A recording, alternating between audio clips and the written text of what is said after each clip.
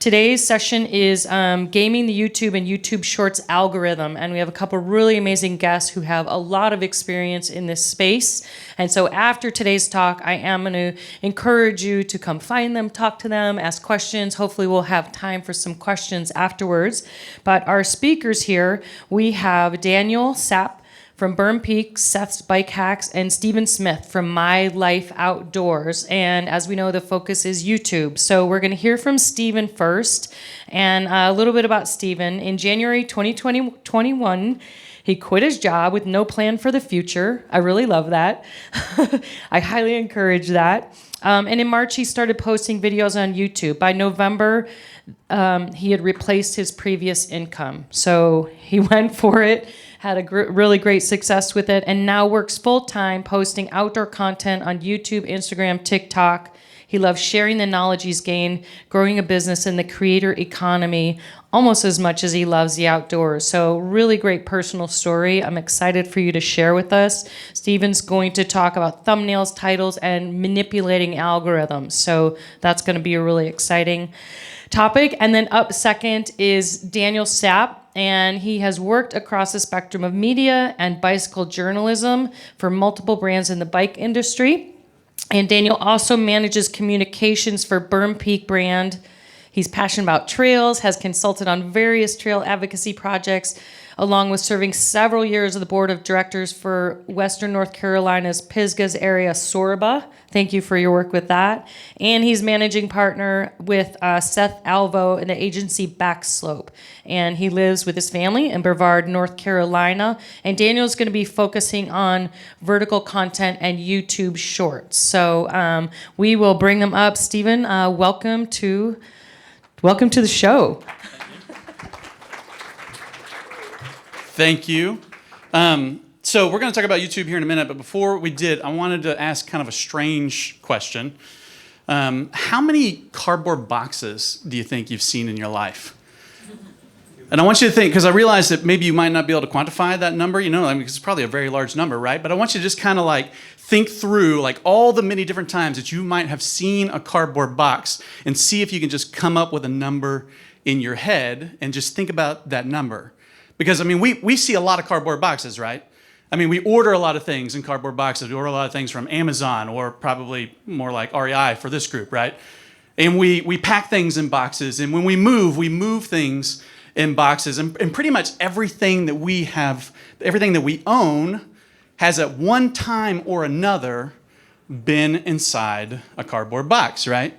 The number of cardboard boxes in our lives are numerous, uncountable. But how many of you noticed the cardboard box here about in the middle of the room when you came in? Anybody? Raise your hand if you noticed that cardboard box. Oh my goodness, like maybe 10 people noticed that cardboard box? For the most part, it's just a cardboard box, right? So those of you that looked, or those of you that noticed the cardboard box, how many of you thought about looking inside the cardboard box? Anybody? Nobody, one person. But how come you didn't? So it may be somebody else's cardboard box, right? Right, it may be none of my business. Well, if you'd looked inside this cardboard box, I'm just going to go ahead and open it right here. There is actually incredible value in this cardboard box. There is a $100 bill with a sticky note that says, "For you." And so if you had opened this cardboard box, this $100 could have been yours. But thankfully you didn't, and I saved $100 today. But there was incredible value in that box, but you wouldn't have known it unless you had opened it. But that's not the case for most boxes, right? Most boxes, unless maybe you're a porch pirate, most boxes are just, they got some junk in it or something like that. You have no idea what's in it, or it's none of your business what's in it. And so you see these boxes, but for the most part you think, I don't care. I don't care what is in that box. But this one had value in it, but because you didn't open it, because you didn't take the time to open it, you had no idea. Now, how many YouTube videos do you think there are out there on the platform? Anybody have an idea? According to the website that I looked at, It's 800 million videos. So there's 800 million videos on the platform across about 37 million different platforms. And so I assume that because you're in this room, you either have a channel or you're somehow connected to a channel, but I'd kind of like to see a show of hands. And so if you have like a personal channel, raise your hand, would you please? Okay, so a handful of personal channels, like it's yours, you're working on it yourself. But if you are working with a channel for a brand or something like that, would you raise your hand for that? So that's most people. Okay, so most people, you're working for someone else's channel for the company that you're working for, or something like that. Okay, good. Now, 800 million videos, right?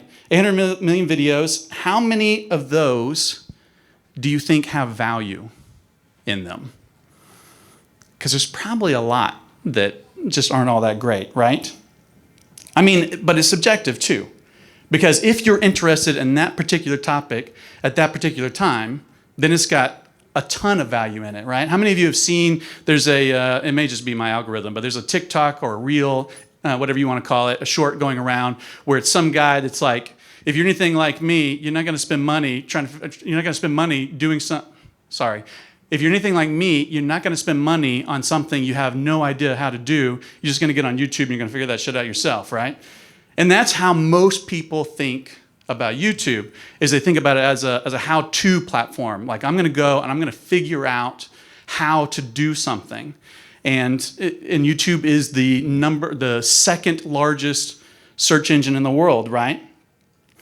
But for creators, specifically, there's not a ton of value in the how-to, because how many of those how-to videos have you watched? Like maybe you watched a video on how to unclog your vacuum cleaner, right? And so you watch that because you've got a problem with your vacuum cleaner. So you go and you're like, I found this video, it got me to unclog the vacuum cleaner. How many of those have you watched that video from that guy or that person, that creator, and then you're like, you know what, that was really good. I think I'm gonna go and watch his video on how to fry a turkey too. And then, oh, look, he's got one on how to disassemble a carburetor. And so most part, when you see a video like that, you watch it because that's the information you need at that moment. But then beyond that, you're like, I'm done. I got what I needed.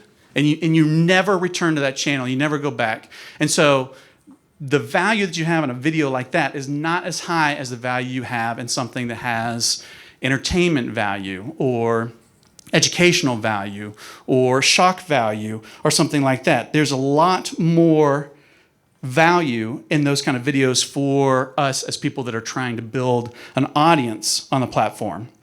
But the main point is, unless you click on that video, you're never going to know the value that any one video provides. And that is the uniqueness of YouTube.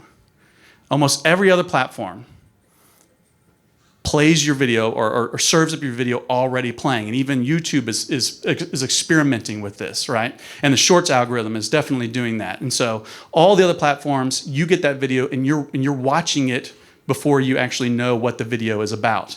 But YouTube is the one platform where you have to kind of convince people. You got to convince them that your video is worth watching. You have to convince them that your video has value. And you do that with your thumbnail and your title. If there's one thing that I wish I would have understood better whenever I started my channel, it was how important thumbnails and titles are. I have spent more time, now since I've learned that, I have spent more time on a thumbnail and a title for a video than I have actually producing the video itself. Thumbnails and titles I cannot emphasize how important they are. And so I want to kind of show you the difference that a YouTube or a thumbnail can make. So this is my very first video to hit over 1 million views. What do you notice about the thumbnail and the title? Anything? So I published several videos before this, but this is the first one that got 1 million views. This was ultimately the thumb and title combination that got the most views. And right now this video has just over 3 million views. But for the first 24 hours of this video's life, it was not doing very well at all. And so if you have a channel or if you or dig into the statistics, the analytics for any channel, then you realize that YouTube will give you this kind of, I don't know how helpful it is, but I look at it all the time, where they'll rank your video among your last 10 videos, right? Everybody's familiar with that. And so like you get a 1 of 10 or a 3 of 10, all that kind of stuff, and it determines how good of a week I'm having on most weeks, you know, how my video's ranking against the last 10. And so this video was, and when I first published it, it was 7 out of 10 when I first published it. And for the first 24 hours to the first few days, it was hovering around 7 of 10. But I wanted it to perform better, and I had this feeling like it could perform better, and so ultimately I changed the thumbnail to this, but this was the original thumbnail that I had. And so can you see the difference between those two thumbnails? And so I had the thumbnail over there on the left, or I guess it's your right. I had the thumbnail over there on the right for the first 24 hours. And then I played around with it a little bit, eventually came up with this one that says not this or this, and it moved up to 4 of 10. And then ultimately, it went up to 1 of 10 about a month later, but probably would not have. It probably would not have moved up to 1 of 10 if I hadn't have changed the thumbnail, because YouTube wants your video to succeed. They want your video to succeed, but they also want the viewers to be satisfied with what they're watching. And so the whole purpose of the algorithm is to get your video in front of the right people, the people that are going to watch it. In order to do that, they need information. And the very first piece of information that YouTube collects to figure out who am I going to put this in front of is whether or not people are clicking.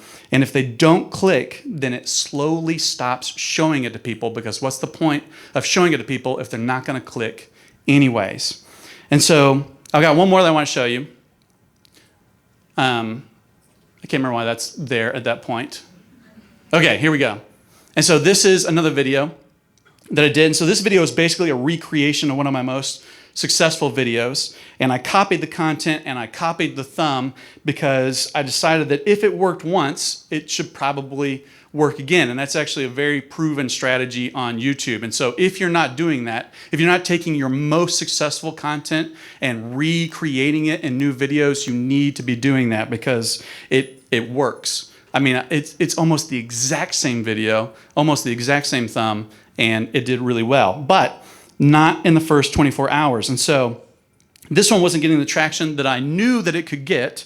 It didn't do too bad. It got 17,000 views in the first 24 hours, but I knew this video could do better because it was a recreation of a more successful video. And so I tweaked the title a little bit. I left the thumb alone, but I tweaked the title a little bit, and it just started performing worse.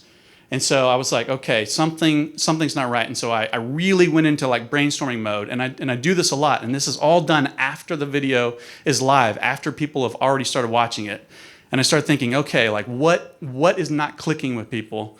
What is making them not click? And so I really try to think about it from their standpoint. And ultimately I changed it to, I got my slides all out of order. Okay, ultimately I changed it to this, right? And as soon as I changed it to this, kept the title the same, as soon as I changed it to this, it went up to 3 of 10 within a matter of hours. So was sitting at, what did I say earlier? I can't remember what I said it was before. I don't know where it was in the rank before, but it was not doing well. It did 17,000, which I realized that's all relative. 17,000, wasn't doing too bad, but I knew it could do better. So I changed it to this, and I saw it shoot up and eventually get just under 1 million views, 993,000 views. And so, but how do you know whether or not you could benefit from a thumbnail and title change? Right? Because I can tell you, like this video was doing well, and you might think, well, it's doing well, like don't mess with something that's not doing better. And so what can you look at to figure out, like, would I benefit? Would it help me right now if I change the thumbnail and title? And so the thing that I look at is I look at click-through rate versus retention. And so when I say those things, everybody familiar with what I'm talking about? Like, you're familiar with the analytics and all that kind of stuff? Okay. So I look at click-through rate, and if click-through rate is low, but retention is high, then that communicates to me that this video could benefit from a thumbnail and title change. And I think, let me see here. Okay, so this video, that's where I changed the thumb, as you can see right there. And so it took me 3 days down there. You can look at the timeline down there. It took me 3 days to actually figure out like, and if you look, so the gray, the kind of the grayed out area, those are my typical videos. So it was actually performing towards the top of my typical videos. And so it wasn't doing bad, but I had this feeling like I could do better. So I changed the thumbnail and title, and it started shooting up from there. And sometimes YouTube will tell you, if I can get it on here, I'm going too far. My thumbs are my slides. And so here we go, right down here. If you look, it says hints and tips. Improving the title or thumbnail of this video might increase the viewership, but keep in mind that some topics may just naturally attract a smaller audience. And so sometimes YouTube will just straight out tell you that, hey, like you might be doing better if you could change your thumbnail and your title on this. There we go. There it is, blown up. And so, so I look at click-through rate and I look at retention. And if click-through rate is low, but retention is high, then I know, okay, more people could be watching this video. And that's compared to what I'm normally putting out. And so if they're low or high compared to what I'm normally putting out, then that communicates to me I could benefit from a thumbnail or a title change. But then sometimes, like my most recent video, which is the one that YouTube told me recently, like, hey, like you could maybe benefit from this, but it also said, but some topics just might not appeal to people. That's what happened. I changed my most recent video so many times, and I was like, I want this to do better. Like something's got to happen, something's got to change, and it just wouldn't perform, and people just were not interested in that video. Okay, but I want to talk a little bit about what goes into a good thumbnail or title. And so every single thumbnail and title that I create, I ask myself, does it have one of these three emotions? Does it convey one of these three emotions? Does it have curiosity, fear, or desire? And I think not just with thumbnails and titles, but I think every video needs to convey one of those emotions. They need to appeal to one of those emotions in people. And so this is one of my more successful videos, and I was intentionally trying to appeal to curiosity in this video. And so I put this thing on there. Does anyone know what that is? It's a fuel transfer valve. So if you got two ISOPro canisters, you can like empty one into the other, all that kind of stuff. But I was betting on the fact that most people had no idea what that was. Put it really prominently in the thumbnail, and I was like, hey, it's a secret. And so that's like, people are like, what is that? Like, I want to know what that is. I need to know what that is. And so they click on it because the curiosity gets the best of them, and they have to figure out, like, what is the next level gear? Why is nobody talking about it? I got to know. And so they click on that. But I also appeal to fear quite a bit. And so these are some of my thumbnails that I tried to appeal a little bit more to fear, like you're doing something wrong, something, and people, but even those lean very heavily on curiosity, because people are like, well, I'm afraid that I might be doing something wrong, and I'm curious to find out what it is. I don't really use any desire, and I just don't feel like I'm desirable enough to rely on that. But really, when I think about it, I think you're going to have to provide a very high amount of desire in order for people to get people to click on those thumbnails. And then these are some that just they didn't work. Oh, and that was something I was going to talk about. So these right here. What's the difference between these two thumbnails? Why did one work and why did one not work? So the money, yeah. So I mean, the one that I tried, I thought, okay, I got a really high number there, and I got a really low number, and I'm sad in one side of the thumbnail, but I'm really happy in the other. And of course I'm sad. Like I spent a bunch of money, right? And then I saved a bunch of money, and I'm happy. And so people are looking at that and they're thinking, I already know this information. I already know that when you save money, you're happy, and when you spend a bunch of money that you didn't have to spend, you're sad. And so nobody was interested enough to click on it. But then when I changed it to Arc'teryx versus Amazon, everybody's thinking, well, Arc'teryx is really good. Like, I know Arc'teryx is really good. And Amazon, like, yeah, it's affordable, but why would he be more happy that he bought Amazon than he bought Arc'teryx? And so immediately it engages that curiosity, and people got to figure out, okay, I need to know what it is. And so you got that curiosity and you got that desire. And it's important to note that each of these things build off of one another. And so I feel like thumbnails are the most important thing, but the only job of a thumbnail is to get you to read the title. And so that is its only job, is to stop the scroll long enough to get you to read the title. And then the title's job is to reinforce the curiosity, the fear, or the desire that was perked in the thumbnail, and then get you to click, right? So it's got to confirm it, and then it's got to add to it enough to make you click. And then the next thing after that is the hook. And so the hook is the first few seconds of the video, and so you have very limited time to get someone, to convince someone, yes, this is the video that I do want to watch, and it is going to answer whatever piece of fear, curiosity, or desire that I have now. It is going to answer those, and so I need to stay till the end of the video. And hooks are becoming more and more important, especially as you start getting into short form or vertical content where you don't have that thumbnail or that title. All you have is the first few seconds of the video, and Daniel's going to talk a little bit more about that. Awesome. Thanks, Steven.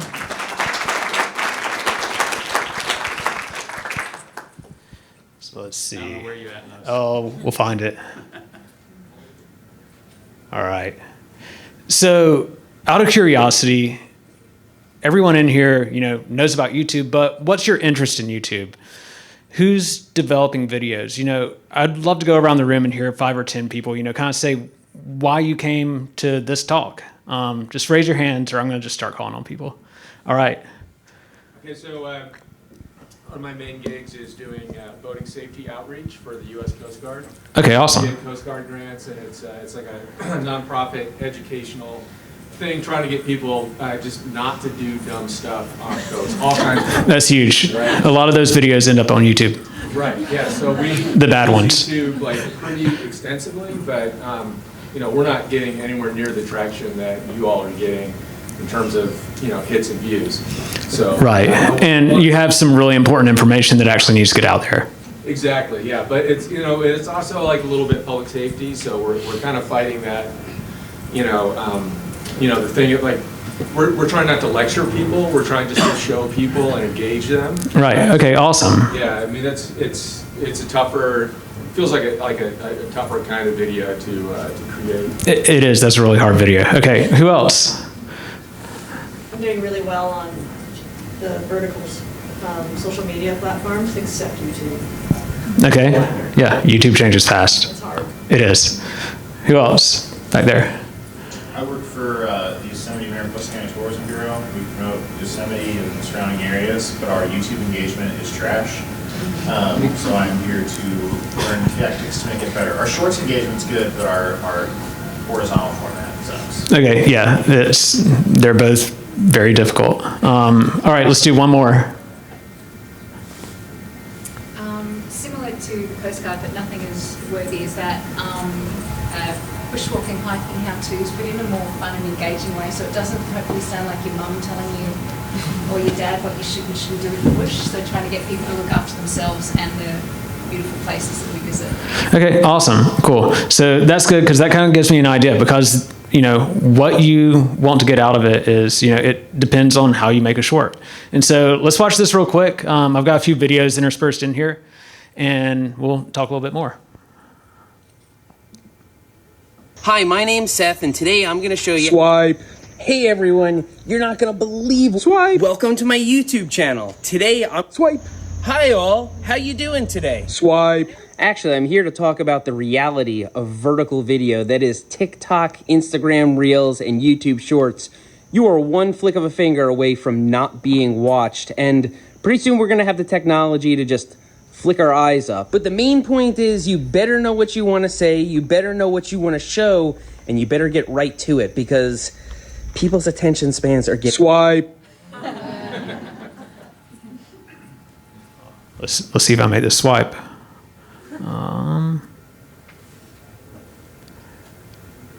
There we go. All right, so shorts present, a conundrum. One of the big things is they're new, it's a little bit different, and the content that you produce for horizontal videos doesn't always work well for a short. And the things that you're doing for a horizontal video are different than shorts in that you have different goals and objectives. As Seth just demonstrated, and as we all know, it's so easy to just take your thumb and swipe through something. And so as Stephen was talking, that hook and getting people engaged right from the start is the biggest thing. And no matter what you're talking about, if it is the most important message in the world on boater safety, or if it's about a product or anything else, the key is getting people to engage for just a few seconds and to keep them there. And that matters for a lot of reasons. For one, it gets people watching your video. But for two, the algorithm learns what people do and don't watch. The algorithm doesn't show what people want to watch. It shows what people will watch. And it's smarter than any of us. There's no point in trying to trick it or anything else in that sense, because it's simply going to show videos, as Stephen was also saying, that the viewer wants to watch. And so it's so important to work on, when you start a video, if it's on a short or if it's on horizontal format, those first few seconds, you've got to keep people engaged, and you have to keep them watching your video, no matter what it takes. Otherwise, there's no point in producing it. So here's 3 different shorts that we've done over the last year. Just looking at them, what, besides the numbers at the bottom, can anyone tell me what the differences in these are? Color, like brightness. Sure. That has a little bit to do with it. Action, exactly. So, how to make $40 water bottles. This one is a video that we took from horizontal content. We cut it down and put it in a short. We had a really top-end editor go after it. He cut it up, made what we thought was an incredible short, and it got 51,000 views. And for us, that's pretty disappointing. The second video is a video that Seth and I shot out at Sea Otter in Monterey, California. It's a big bike festival thing. And we shot that specifically for shorts in vertical, and we did lots of takes, got everything right, and it performed pretty darn well. The third video, we shot in Seth's garage when we had a little bit of spare time with his iPhone. And it's a video of, that's the thumb that you get, but you don't see a thumb very much when you're going through shorts. It's a video of him stacking up his daughter's slide onto the steep stairs going up to his office that surprisingly none of us have fallen off of yet. And then looking like he's going to ride his bike down it. Luckily, fortunately for him, he decided not to. But that video had a bit of luck behind it because it got pushed out and it has 19 million views. The video that we put the very least amount of effort into performed the best because it engaged people. Like, you look at that and it's like, stair slide, okay, I want to see what happens. And it kept people wondering. He stacked the slide up on the bottom of the stairs, rode his bike down on some other stairs. People like to see what happens when people have accidents. Back to the boater safety. Why the videos of people's boats on fire or, getting flipped over in the waves, those perform great. People like seeing people get hurt. But unfortunately, that's not what you're doing. You need to educate people on how not to get hurt. Yeah, well, our best performing videos was literally a boat getting rolled in a wave. Right, so maybe a tactic there is you start the video with a boat getting rolled in the wave. You start with the negative consequence, and then you lead into that positive reinforcement of boater safety. You can't engage people unless you entertain them first. And that's one of the biggest things that I think applies to horizontal and especially vertical content. The spirit of vertical content is kind of like a potato chip in my mind. It's quick, it's personal, it's distilled, it's easily digested, and it's very different than traditional media. If you think of horizontal content on YouTube or any platform as dinner, it's a little bit longer. You sit down, you watch it with intention. Vertical content's a thing of potato chips sitting on, a bar counter with, a bag of party mix sitting next to it and a few other things around. If you take one bite of that potato chip, or if it doesn't even look good, and it's not good, you're going to just quickly move on to the next thing. If you sat down at a dinner and you've engaged with the dinner and you're starting to eat it, you're going to at least give it a shot, right? And that is how different vertical content is than the horizontal content. And that's how little time you have to keep people's attention and how quickly that you can lose it. So when you're creating engaging vertical content, and this applies for horizontal as well, having a compelling presenter is key. Seth, who presents and who runs Burn Peak, our channel, is a compelling presenter. He's personable. He's relatable. He engages with the audience, and he knows what he's talking about. I'm not quite as good of a presenter as he is, and that's why, it's his channel, not mine. You've got to have interesting topics. If you're simply going off to talk about a product or talk about a public service announcement or try to educate the public, for the most people, it's not what they want to hear. People don't want to hear about how are trails good for the environment? Like, if you've got spare time, you're going to watch that maybe. But if you talk about a personal story or how something changed someone's life, you're much more likely to engage with that.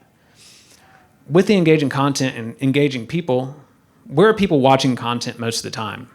Are they sitting in a room by themselves where they can just listen to whatever and hear whatever?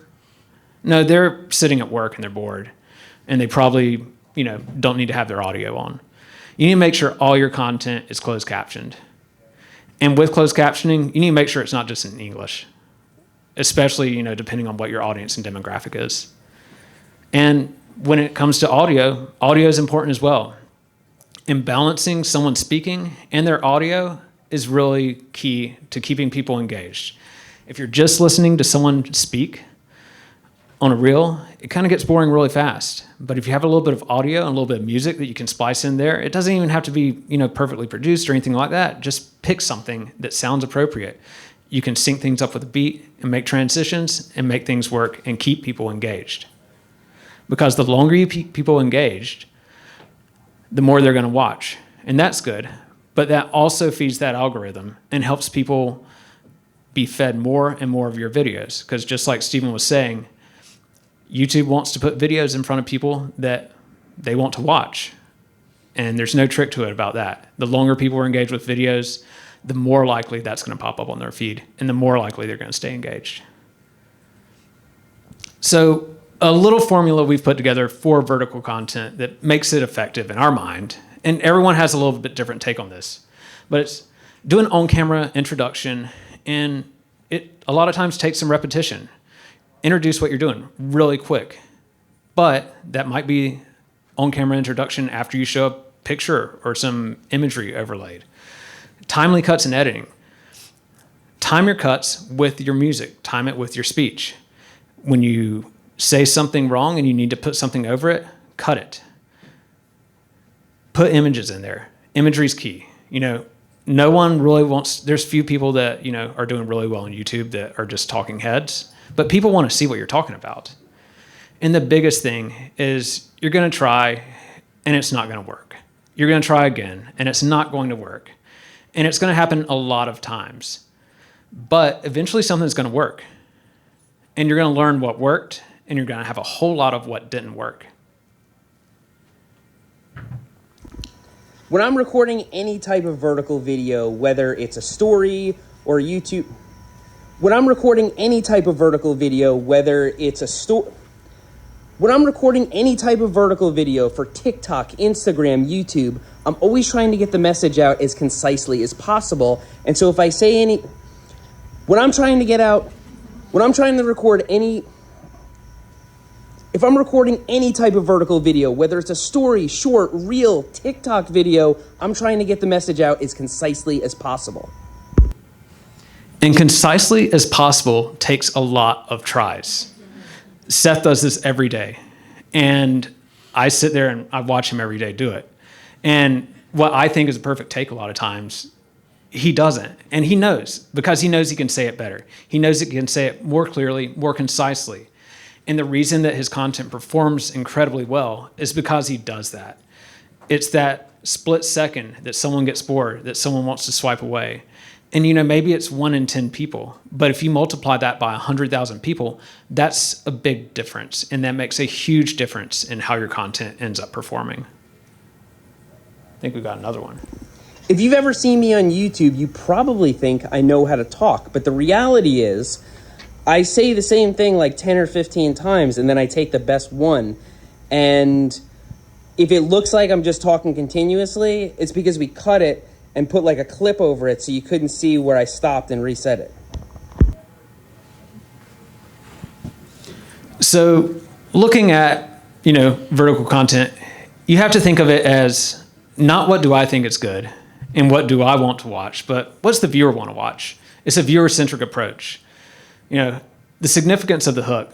I think we've gone over that a lot. Steven talked about it. That's why it's a little bit smaller right there. But what's your content's purpose?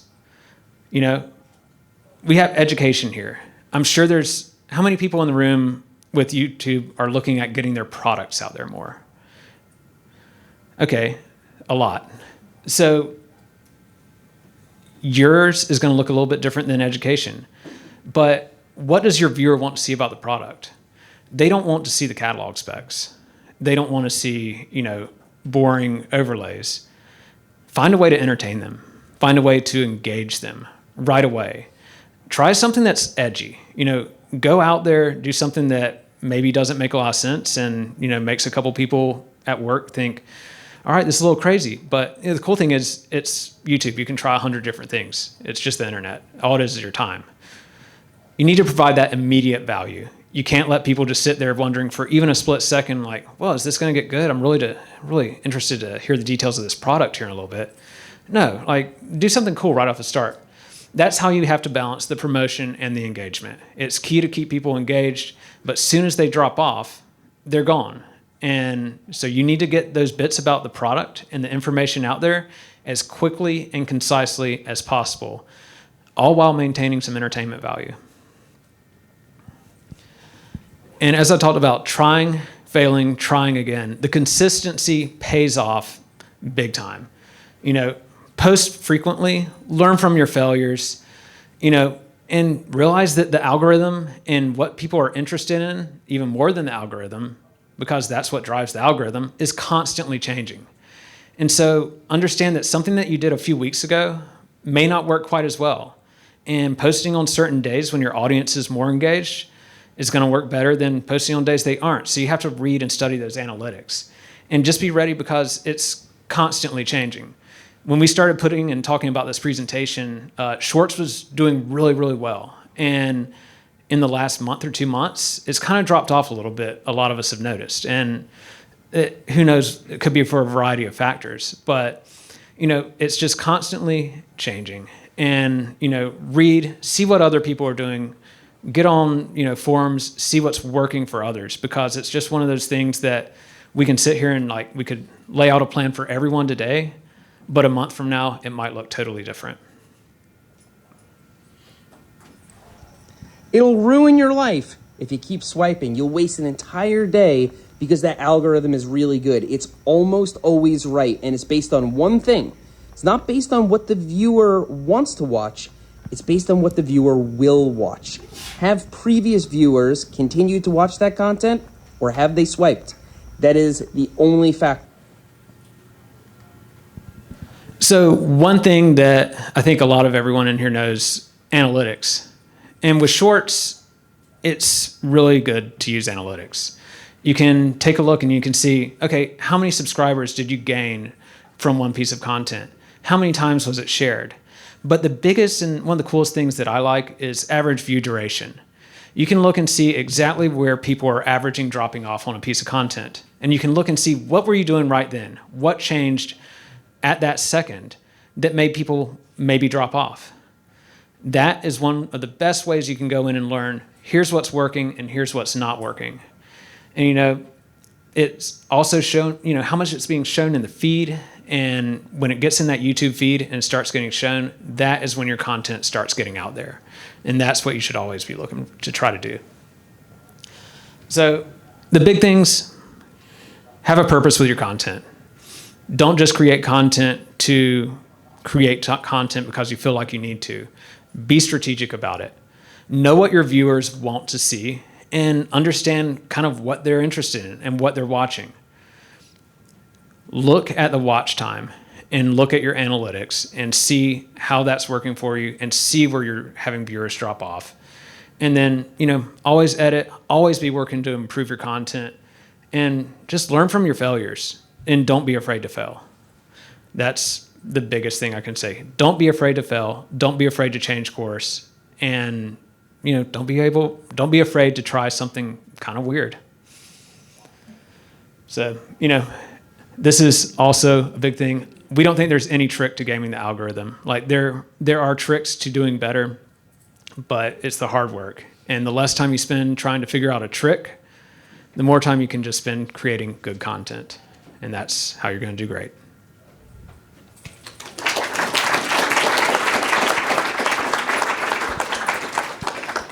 All right, way to go. We've got, well, thank you, Daniel Sapp. I'm going to remind you of their channels so you can follow, you can learn from them. Berm Peak and Seth's Bike Hacks and Stephen Smith, My Life Outdoors. Come on up here, you guys.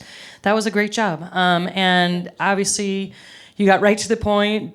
You just scratched the surface. There's a lot more to YouTube, obviously, and you've got these professionals here. So I do encourage you to take some time, grab them in the hallway. We've got about 5 minutes here, so I would love to take the opportunity to open it up for questions if anyone wants to ask a burning question, and I'll just let you two pass it off and repeat the question if you can.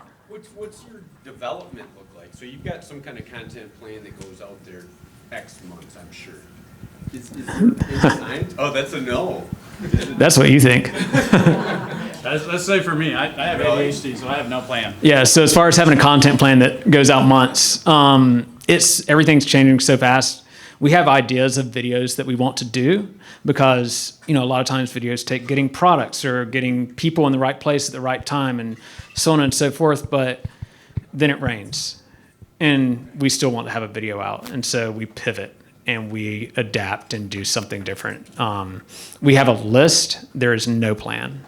There is a little plan. Is there, you guys get in a room and brainstorm? We have an Apple Note that we, it's shared Apple Note. Yeah. What about? It's just me. So I brainstorm all the time, and I've also got an Apple Note, and every time I come up with an idea, I put it in there, and I just keep adding them. And sometimes I just come up with a title idea, and I have no idea what the actual video is going to be about, and so I'll just put that title in there. Or sometimes I just come up with a thumbnail idea, and again, I have no idea what the title or the content's going to be. And I'll put it in there, and I just have that going all the time. What kind of big pivots have you done? I mean, I'm sure you've traveled one direction and said, this isn't going to work, and I need to move. I'll talk about Seth here. One of the biggest pivots he did, he broke his foot, ankle pretty severely a couple of years ago, like to the point where he couldn't ride, he couldn't film anything. And he just started doing random garage things and RC cars and stuff like that. But he still kept it interesting and captivating. And now there's actually like this huge contingent of remote control car people that watch the channel. But it kept the videos going. And that's one of the keys is the consistency. So Thank you. How did you change the videos when you tweaked them to repost? How much editing changes did you do? So I completely refilm it, but it was the same basic concept. So like that video that the first video I did, it was all very expensive gear, and it was gear that a sponsor had given me, and so like I did the video, it did really well. I saw that people were interested in the science behind the video, but it was all, it was probably $3,000 gear loadout that I was talking about in that video, and so I was like, you can do this with cheaper gear, so I was like, I'm going to try to do everything I talked about in that video, but I'm going to try to do it only from gear from Amazon. And so that was the idea. But all the science stuff that was in that video, it was all the exact same information. I was just doing it with cheaper gear. And so that's how I tweaked it. But then I reposted a really, really good video and just put it out just No, the exact same video. No, with no changing. I reuse footage all the time. And I reuse concepts all the time. So sometimes I feel like I'm just saying the same thing over and over and over again. But I also realize that the people that are watching now may not have been watching then, and even so, like, information that we hear, we need to hear it over and over again before it actually takes, root. But as far as thumbnails and titles, you can tweak those anytime, and you don't have to refilm everything. And so, don't be afraid to do that. Yeah, and that's something whenever he pulled that up, the trick, I kind of made it sound like it was a trick, but it really isn't. It really is thinking again about what are people thinking, what are people wanting to click on. And so even though you're gaming it, it's the only thing that YouTube allows you to change after you've hit publish. And so And so you have that opportunity to be like, well, that didn't work. Maybe this will. And I've seen some really good results of that. Yeah. And I think it's even on like Facebook, you can A/B test thumbnails and stuff like that. And so if you're posting on multiple platforms, then do the A/B testing wherever you can, see what's working better, after 4 hours, change it. We're going to wrap it up. Thank you so much, Daniel and Stephen. Amazing. And obviously a wealth of knowledge, and obviously what you're doing is working. So I'm going to go tune into your channel during the break. Thank you so much. And for those of you who want to tag these guys down in the hallway, you know where to find them. And our next session starts in about 15 minutes. So take a break, and we'll see you back here. Thanks, guys.